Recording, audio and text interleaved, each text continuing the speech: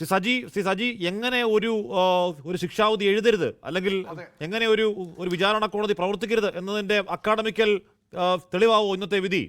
പ്രശാന്ത് പറഞ്ഞ പോലെ അതെ, തെളിവില്ലാതെ ശിക്ഷിക്കണം എന്നുള്ളതാണെങ്കിൽ അങ്ങനെ ആവും. തെളിവില്ലാതെ ഒരാളെ ശിക്ഷിക്കണമെന്നുണ്ടെങ്കിൽ അങ്ങനെ ആവും. ഞാനൊരു കാര്യം കൂടെ പറഞ്ഞു പോകാം. ഇതിലെ കോൺഫറൻസ് നടത്തിയ ആരാന്ന് ഞാൻ പറയട്ടെ. ആഷ്മിക്ക് പറഞ്ഞോട്ടെ, ജനങ്ങൾക്ക് പറയട്ടെ. പറയൂ. ആഷ്മി പറഞ്ഞോ, പറയാൻ പോവാ.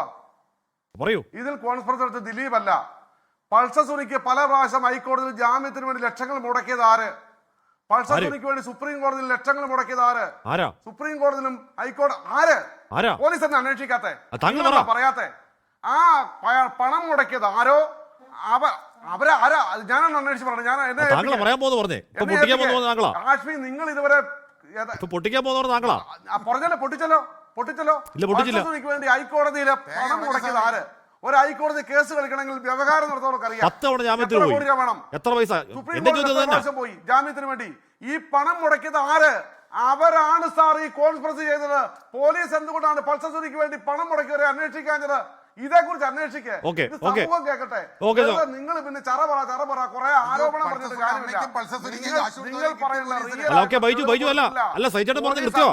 അന്വേഷിക്കണം. 8.5 വർഷമായിട്ട് പറയുക എന്റെ ബൈജു കൊട്ടാരക്കര ഒരു എന്താ നിങ്ങളെ കുറിച്ച് പറയേണ്ടത്? എനിക്ക് സഹതാപം തോന്നുന്നു.